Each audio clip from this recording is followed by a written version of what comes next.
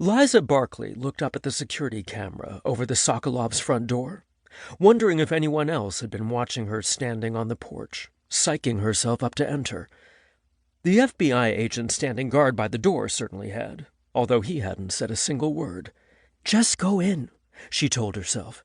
"You can paste on a smile. You do it every day." But she wasn't certain she could pull it off today. She tossed and turned, trying to forget the 6'6", blonde, blue-eyed Adonis whom she'd loved for 7 years, but who'd unknowingly stomped on her heart the evening before. Tom was completely unaware of her feelings, as he'd shown last evening by making friends with her date. "I should have known better than to try to move on with anyone new." Her own reaction to Tom's lack of reaction was proof that she had no business trying to date other men. She wasn't ready. She wasn't over Tom. She wanted to stay in bed today with the blankets pulled over her head. She had, however, made promises to the stepsisters, one a little girl and the other a grown woman only a few years older than Liza. Both deserved a lot more than life had given them so far. So she knocked, taking a surprised step back when the front door flew open before she could rap the second time. "Liza, you're here!" Liza barely had time to lift the cake plate she held out of the way before she was tackled by the 7-year-old who wrapped her in an impressive bear hug. "Hey, Shrimpkin," Liza said, hugging back with one arm while balancing the plate on the other palm.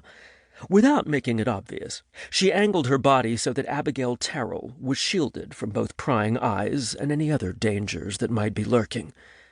Yes, there was an FBI agent standing guard, but Liza had sharp eyes, trained eyes, and she intended to use them, because no one in this house was safe. Yet. "Careful, I've got cake." Abigail pulled back, her gray eyes wide. "You brought me cake?" Liza tapped the end of Abigail's nose while nudging her backward into the house, still protecting her.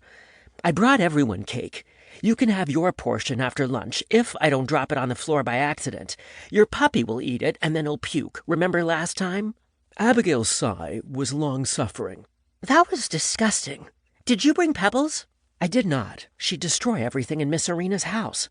Shuddering at the thought of the young Great Dane running loose in the Sokolov house, Liza closed the door securely behind them. Habit had her ruffling Abigail's hair, but her finger caught in a tangle. "Where's your brush? You have snarls." She flexed her fingers. "Let me at him. Snarls flee from me in terror." Abigail's childish giggles were like music to Liza's ears, and suddenly her weariness abated. "Will you do the fancy braid thing?" Abigail asked, looking hopeful. "Like a princess's crown? Papa can't make a crown. He tried." "Of course I'll braid your hair." Liza had grown so fond of Abigail over the last month, gladly taking her to visit her father in the hospital as he recovered from a gunshot wound.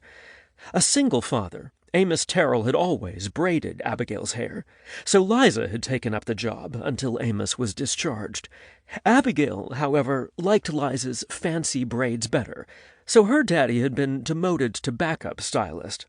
Liza had thought that Amos would be upset by this, but he loved seeing his little girl settling in with people who made her happiness a priority. Liza patted her pocket, having come prepared. "I brought a bunch of hair ribbons, so you can choose the color I braid in. But I need your brush." "I'll get it." Abigail ran, her long dark hair flying back behind her like a cape, but stopped abruptly when she nearly crashed into the woman standing in the foyer. "I'm sorry, Miss Arena." "It's fine, Abigail." Irina Sokolov tilted her head, her blonde hair streaked with silver. She was somewhere close to 60, about 4 inches shorter than Liza's 5'10", and huggably round, her brown eyes sparkling with humor and love. She was also a retired nurse, and Liza was about to start nursing school, so they'd clicked right away. "But what are the house rules?" "No running." "And?" Irina prompted, throwing a look at the front door. Abigail's shoulders slumped. "And no opening the front door because it's not safe." She peered up at Irina. "I'm sorry, I forgot," she added meekly. "And I thought it would be Liza." Irina nodded, her smile warm. "It's okay, Lubimaya. I don't mean to make you sad, just safe. The front door rule will not last forever, I promise. Now, did you finish your math?" Abigail nodded. "I left it on my desk for you to check." "Perfect." Irina ran a loving hand over Abigail's hair.